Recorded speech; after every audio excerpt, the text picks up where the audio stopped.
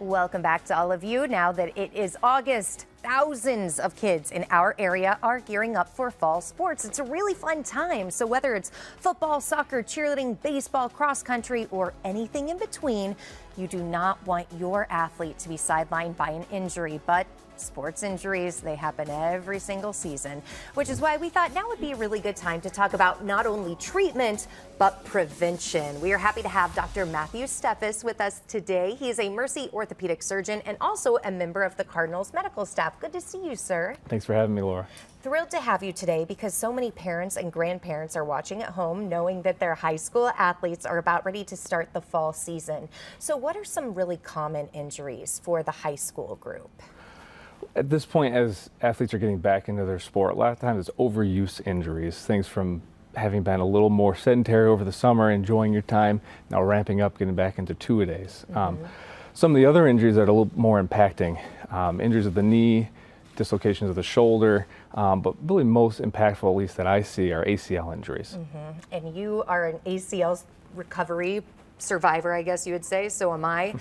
I wish I would have known at 18 years old if there was a way to prevent that injury. Are there?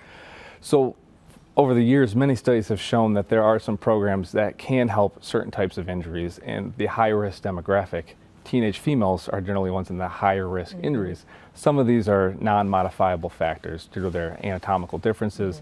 Others are due to more neuromuscular control, or to put it in layman's terms, kind of how you land and how you move. These programs really kind of target that, changing our jumping, landing mechanics, injuries more towards non-contact ACL type injuries. That's prevention. Let's talk about treatment. What are some of the treatment options that are available for athletes who do suffer these injuries? Yeah. Well, most everyone will think an ACL tear is something that absolutely needs surgery. Not every single one is, but the sports that really require cutting, pivoting, and change of direction, it really would require an ACL.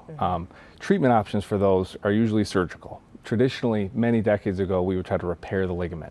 Some would do well, many would do poorly, so that was abandoned. Now, traditionally, we reconstruct that ligament using a tendon from around the knee, putting it back to where it was, and the body heals that. That's a long process. We've actually kind of come back now full circle, and we've started repairing the ACL in certain tear patterns. Some people are candidates, some are not. Traditionally, it's rebuilding that ACL. I'm glad you mentioned that it's a long process, because when I did it on day one, I was told it'll be a year. Hopefully that has shortened. Well, generally you can expect to be back to your sport with diligent physical therapy at about 9 months. Everyone's a little different, obviously, and it depends on other injuries at that time of the ACL tear. Dr. Steffes now works at the new Mercy Center for Performance Medicine. It is a beautiful location. You need to check it out just off Ballas Road. And if you would like to get in touch with anyone from the Mercy Medical Group, you can do that. Here is the website. It is mercy.net/performancemed. We'll also post this on our website, kmov.com/greatday. Guys, as I always say, you have 10 kids between the two of you. You encourage them to play sports, but you hate to see the injury. I don't know how I got out of it over the years with the dirt bikes and all this stuff. Well, you had your own issues. I had my own issues. There's no question about that. But that's one that I somehow dodged. Avoided. I'll never, Count your blessings for that. Yeah. It's no fun. Laura will tell you. Thank you, guys.